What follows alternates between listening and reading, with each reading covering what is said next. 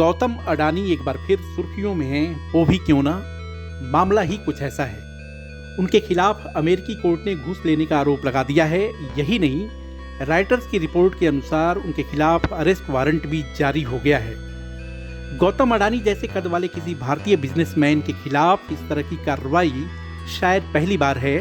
दूसरी अहम बात यह है कि अमेरिका में कंपनियों द्वारा लाइजनिंग करना भी कोई नई बात नहीं है। वहाँ तो यह कानूनी भी है। ऐसे में गौतम अडानी चपेट में कैसे आए, इसे समझने के लिए हमें थोड़ा पीछे जाना होगा और गौतम अडानी का वह पोस्ट दिखाना होगा जिसकी चर्चा जोरों पर है। इस पोस्ट में आप देख रहे होंगे कि गौतम अडानी न केवल ट्रंप को अमेरिकी राष्ट्रपति का चुनाव जीतने की बधाई दे रहे हैं, बल्कि उन्होंने बधाई संदेश में बेहद खास फोटो लगाई है। यह फोटो उस वक्त की है जब चुनाव प्रचार के दौरान ट्रंप पर जानलेवा हमला किया गया था। अब आप सोच रहे होंगे कि इसका अडानी पर लगे आरोपों से क्या नाता, तो इसे समझने के लिए अब ट्रंप का ट्वीट भी देखिए, जिसमें वो बाइडेन प्रशासन के दौर में न्याय व्यवस्था पर सवाल उठा रहे हैं और कह रहे हैं कि जब सत्ता संभालेंगे तो सिस्टम में नियुक्त बाइडेन समर्थकों को हटा देंगे। अब आप थोड़ा थोड़ा समझ रहे होंगे कि अडानी की कहानी के सूत्र कहां से जुड़े हुए हैं। असली सूत्रधारों का चेहरा सामने लाने के लिए आपको हम एक और कड़ी के बारे में बताते हैं। इस कड़ी का नाम है जॉर्ज सोरोस। सोरोस वही शख्स हैं जिन्होंने अमेरिकी चुनाव में डेमोक्रेटिक पार्टी यानी कमला हैरिस को समर्थन किया था और ट्रंप को हराने के लिए एड़ी चोटी का जोर लगा दिया था। लेकिन इसके बावजूद ट्रंप जीत गए। तो सवाल उठता है कि क्या गौतम अडानी ट्रंप और बाइडेन की चुनावी लड़ाई का मुहरा बन गए हैं?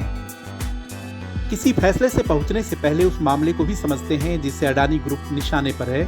इसके पीछे एक भारतीय कंपनी से जुड़ा रिश्ता है। मिनी रत्न और सरकारी कंपनी का नाम solar energy corporation of India है। अमेरिकी अधिकारियों ने आरोप लगाया है कि सरकार की अथॉरिटी के साथ सोलर एनर्जी सप्लाई एग्रीमेंट की मंजूरी के लिए सरकारी अधिकारियों को $250 मिलियन से अधिक की रिश्वत दी गई थी।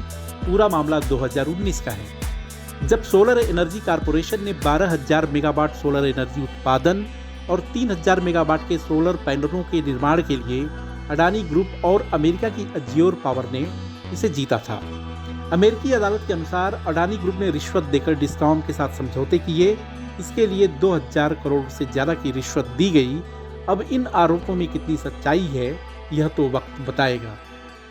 लेकिन भारतीय राजनीति में सत्ता और विपक्ष के बीच आरोप प्रत्यारोप का चेहरा बन चुके गौतम अडानी का मोदी सरकार के 10 साल में जिस तरह उदय हुआ है, वह अचरज में डालता है।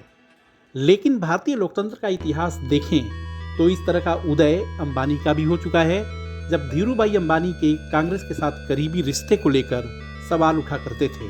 पर वह दौर कुछ और था।